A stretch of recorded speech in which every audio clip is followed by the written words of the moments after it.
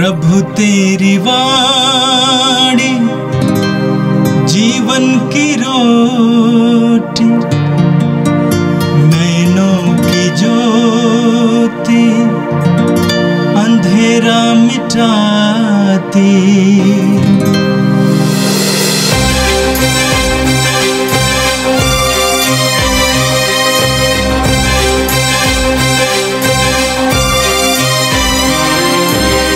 प्रभु तेरी वाणी जीवन की रोटी, नैनों की ज्योति अंधेरा मिटाती। प्रभु तेरी वाणी जीवन की रोटी, नैनों की ज्योति अंधेरा मिटाती। वाणी वाणी वाणी वाणी वाणी पवित्र है, शाश्वत है, जीवन का मन्ना है। 30 जून बुधवार। पहला पाठ उत्पत्ति ग्रंथ अध्याय 21 पद संख्याएं 5 और 8 से 20 तक।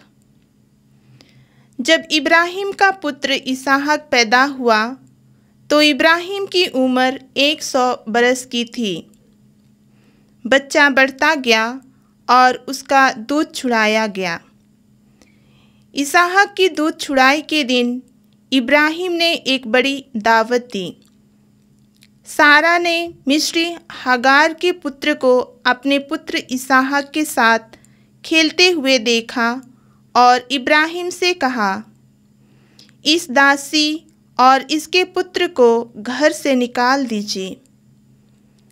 इस दासी का पुत्र मेरे पुत्र इसहाक के साथ विरासत का अधिकारी नहीं होगा। अपने पुत्र के बारे में यह बात इब्राहिम को बहुत बुरी लगी, किंतु ईश्वर ने उनसे कहा, बच्चे और अपनी दासी की चिंता मत करो।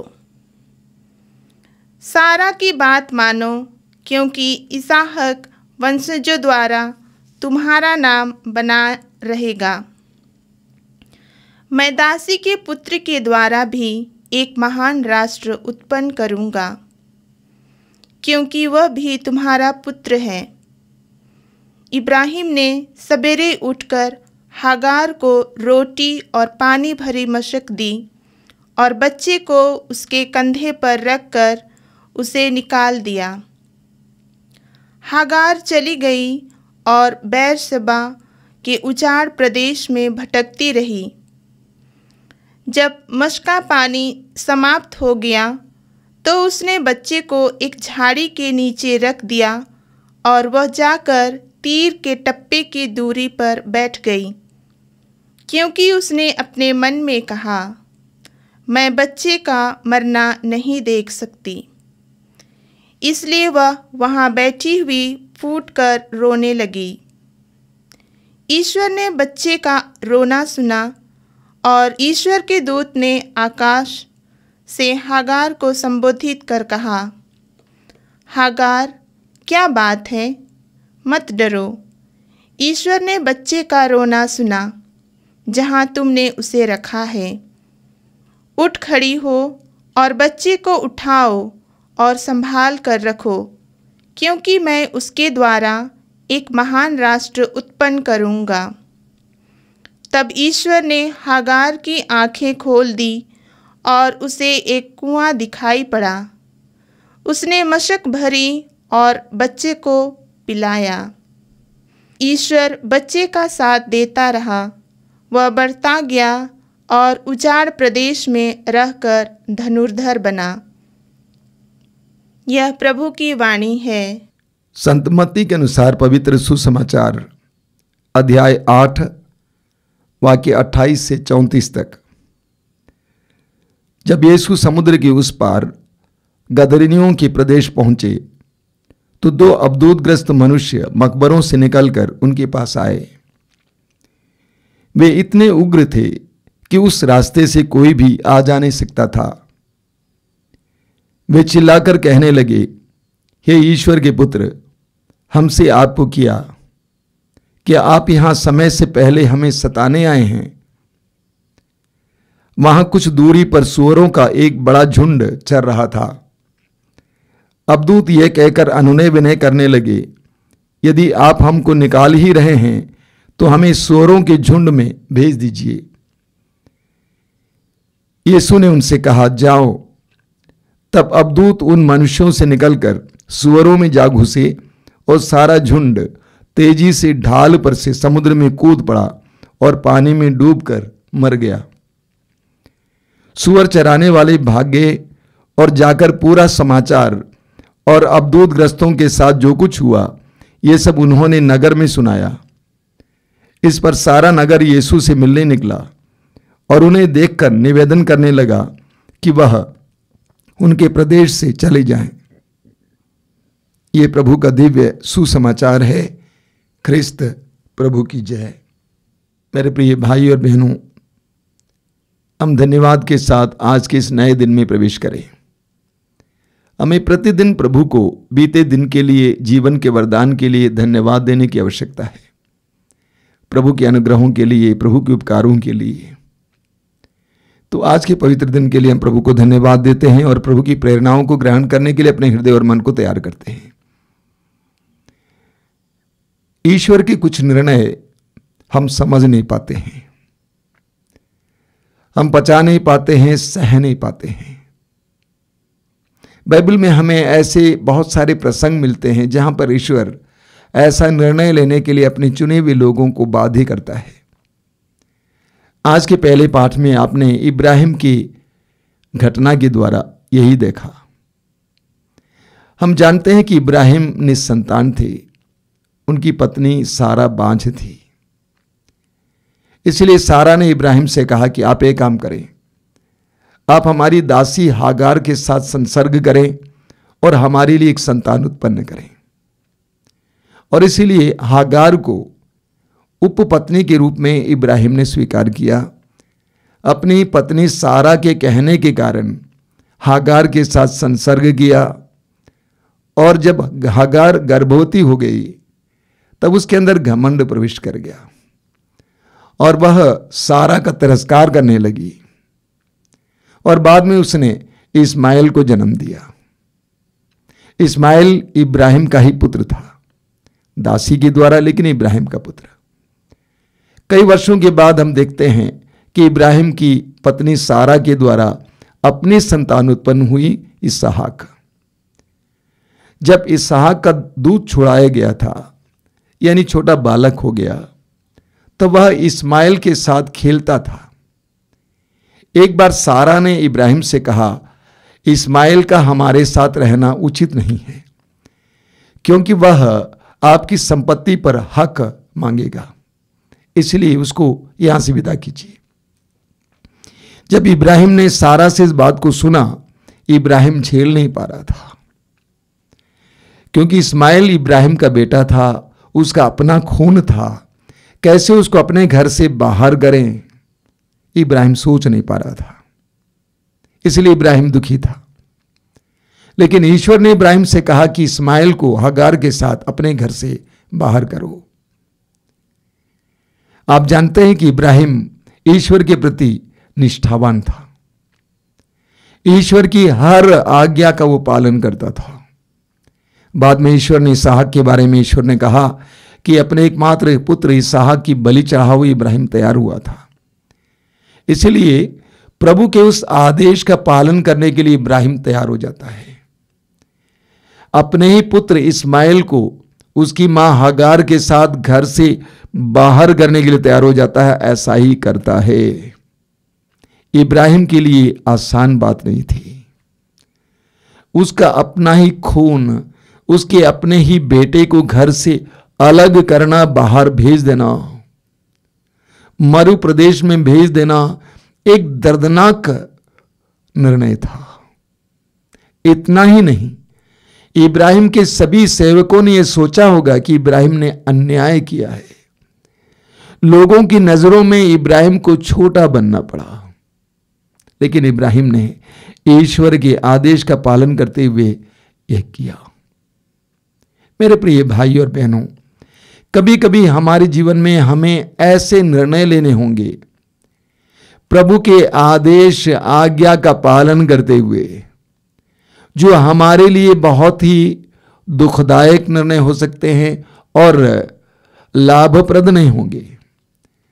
जब माता मरियम ने स्वर्गदूत गाब्रिएल से कहा, मैं प्रभु की दासी हूं, आपका कथन मुझ में पूरा हो, तो ये आसान बात नहीं थी, बहुत कठिन बात थी। जब मरियम से कहा गया कि आप गर्भवती होंगी, पुत्र प्रसव करेंगी, जबकि मरियम का विवाह नहीं हुआ था। मरियम को मालूम था कि विवाह के बाहर यदि मैं गर्भवती हो जाऊंगी, समाज के सामने मैं बुरी मानी जाऊंगी, लोग तिरस्कार करेंगे। लेकिन मरियम को जब पता चला ये ईश्वर की इच्छा है, स्वीकार किया। इब्राहिम ने ऐसा ही किया। लेकिन ईश्वर ने इस्माइल को यूं ही नहीं छोड़ा। ईश्वर ने इब्राहिम से कहा कि मैं उसके द्वारा एक राष्ट्र को उत्पन्न करूंगा, मैं उसको आशीर्वाद दूंगा। ऐसा ही हुआ, ईश्वर ने इस्माइल को भी आशीर्वाद दिया। हम सुसमाचार में पढ़ते हैं कि जहां कहीं भी प्रभु यीशु घूमते थे, फिरते थे, वहां पर यीशु के चारों ओर भीड़ लग जाती थी। सुसमाचार में बार बार हम पढ़ते हैं कि यीशु के साथ बहुत बड़ी भीड़ लगी रहती थी। लेकिन इन सारी भीड़ के बावजूद सुसमाचार में हम पढ़ते हैं कि प्रभु यीशु कुछ लोगों की खोज में थे। प्रभु की नजरें कुछ लोगों को ढूंढ रही थी। लूकास के सुसमाचार के अध्याय 19 में पढ़ते हैं, प्रभु यीशु यरीको नगर से गुजर रहे थे। बहुत बड़ी भीड़ उनके साथ लगी हुई थी। लेकिन प्रभु यीशु की नजरें जक्केउस की खोज में थी, जो उस रास्ते के किनारे एक गुलर की पेड़ की डाली पर बैठा हुआ था छिपकर। प्रभु यीशु ने उसको देख लिया और उसको बुलाया, और जक्केउस नीचे आता है। प्रभु यीशु सारी भीड़ को छोड़कर जक्केउस के घर चले जाते हैं, एक व्यक्ति की खोज में। लूकास अध्याय 18 में पढ़ते हैं कि प्रभु यीशु उसी यरीको नगर से गुजर रहे थे। बहुत बड़ी भीड़ उनके साथ लगी हुई थी, काफी बड़ी आवाज हो रही थी। लेकिन उस आवाज में प्रभु यीशु को एक आवाज सुनाई दी, और वो आवाज है एक अंधे भिखारी की आवाज। उसको अपने पास बुला लिया, पूछा कि क्या चाहिए, और उसको चंगा कर देते हैं। एक व्यक्ति की खोज में यीशु। मार्कुस अध्याय 12 में पढ़ेंगे कि प्रभु यीशु यरूशलेम मंदिर में बैठे हुए थे। लोग दान पात्र में दान डाल रहे थे, धनी लोग बहुत डाल रहे थे। वहां पर प्रभु यीशु की नजरों ने एक विधवा को देखा, जो अपने पास जो कुछ था एक पैसा उसमें डाल देती है। यीशु ने उसको देखा। तो प्रभु यीशु एक एक व्यक्ति को ढूंढते हैं, एक एक व्यक्ति को जानते हैं। प्रभु यीशु के द्वारा ईश्वर ने एक अनोखे प्रेम को प्रकट किया है संसार के मानव जाति के एक एक व्यक्ति के प्रति। आज के सुसमाचार में हमने कुछ ऐसा ही पाया है। वचन में आपने सुना कि प्रभु यीशु गलीलिया झील पार करके गैदरेनी नामक जगह पे पहुंच जाते हैं, और वहां पर 2 अबदूतग्रस्त यीशु के पास आते हैं। आप देखेंगे प्रभु यीशु ने उन 2 अबदूतग्रस्तों को चंगा किया, उसके बाद झील पार करके वापस आते हैं। 2 अबदूतग्रस्तों के लिए, उनके उद्धार के लिए प्रभु यीशु झील पार करके उस पार चले जाते हैं। ईश्वर की प्रेम का एक बहुत सुंदर प्रमाण है। आपने देखा कि उन अबदूतग्रस्तों में जो अबदूत थे, अबदूत चिल्ला चिल्ला कर कह रहे थे, हे ईश्वर के पुत्र, आपको हमसे क्या, हमें मत सताइए। अबदूतों ने कहा कि हमें जो झुंड चल रहा है, सुअरों का झुंड, उनमें जाने दीजिए। और प्रभु ने ऐसा ही होने दिया, और पूरा झुंड जाकर समुद्र में कूद पड़ता है, मर जाता है। मार्कुस के सुसमाचार के अध्याय 5 में लिखा हुआ है कि 2000 सुअरों का झुंड। प्रभु यीशु ने उन सुअरों को मरने दिया 2 मनुष्यों को बचाने के लिए, क्योंकि प्रभु यीशु के लिए उन 2000 सुअरों से बढ़कर वे 2 मनुष्य थे, ईश्वर की संतान थी। प्रभु की दृष्टि में सारे संसार की तुलना में हम अनमोल हैं। हम पढ़ेंगे इसायाह नबी के ग्रंथ की अध्याय 43 वाक्य 4 में प्रभु कहते हैं, तुम मेरी दृष्टि में मूल्यवान हो और महत्व रखते हो। मैं तुम्हारे लिए राष्ट्रों को देने के लिए तैयार हूं। हर मनुष्य के लिए प्रभु कुछ भी करने के लिए तैयार हो जाते हैं। यह प्रभु का प्रेम है। लेकिन सुसमाचार में आपने सुना कि सुअर चराने वाले जाकर लोगों से कहा, सारे लोग शहर से चले आते हैं देखने के लिए, और उन्होंने प्रभु से कहा कि आप यहां से चले जाइए। उनको आनंदित होना चाहिए था कि हमारे 2 भाई अब दूतों के चंगुल से छुड़ा लिए गए हैं। लेकिन ठीक इसके विपरीत उन्होंने यीशु से कहा, आप इस जगह को छोड़ के चले जाइए। क्यों? क्योंकि उनके लिए वे सुअर उन 2 मनुष्यों से ज्यादा महत्वपूर्ण थे, कीमती थे। बड़ी अजीब बात है, लेकिन ये अजीब बात हमारे साथ भी हो सकती है।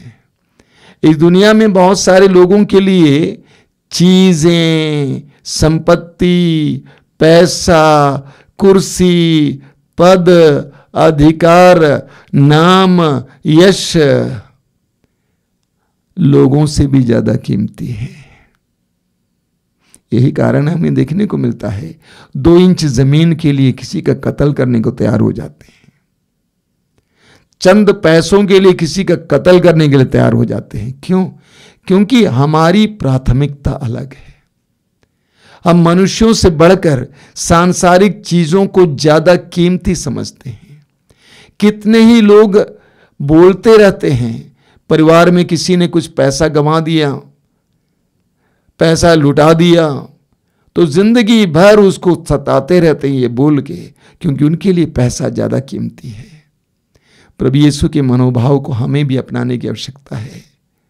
ईश्वर की दृष्टि में सारी दुनिया से बढ़कर मनुष्य है, ईश्वर का प्रतिरूप है। हमारे लिए भी हमारी संस्था से बढ़कर, धन संपत्ति से बढ़कर, कामकाज से बढ़कर मनुष्य होना चाहिए जो ईश्वर का प्रतिरूप है। आइए हम प्रार्थना करें। प्रभु यीशु, आज के दिव्य वचनों के द्वारा तूने हमारी बुद्धि को खोला है, प्रकाशित किया है। तूने हमारे सामने एक बहुत बड़ी चुनौती रखी है। तूने हमें यह बताया है कि हर मनुष्य ईश्वर का प्रतिरूप है, ईश्वर की दृष्टि में मूल्यवान है, महत्व रखता है। हमारे जीवन में कई चीजों को, कई परिस्थितियों को मनुष्यों से ज्यादा बढ़ावा देते हैं, महत्व देते हैं। हमारी प्राथमिकताओं को बदल दीजिए और मनुष्य में तेरी उपस्थिति देखकर उनको प्यार करने, उनका सम्मान करने, उनकी तुलना में अन्य चीजों को तुच्छ समझने की हमें कृपा दीजिए। हे प्रभु यीशु, इन वचनों को सुनने वाले मेरे भाई बहनों को आशीर्वाद देना। तेरा दाहिना हाथ उनके सिर पर रखना, अनुग्रह और आशीष का हाथ। अंधकार की शक्ति और दुष्ट आत्माओं से बचा के रखना। आज वे जहां कहीं भी जाएंगे वहां पे तेरी आशीष उनको एहसास हो। जो कुछ करेंगे वहां पर तेरी आशीष हो। हमारी इस प्रार्थना को ग्रहण कर, आमीन। प्रभु तेरी वाणी जीवन की रोटी, नैनों की ज्योति अंधेरा मिटाती। वाणी वाणी वाणी वाणी वाणी पवित्र है, शाश्वत है, जीवन का मन्ना है।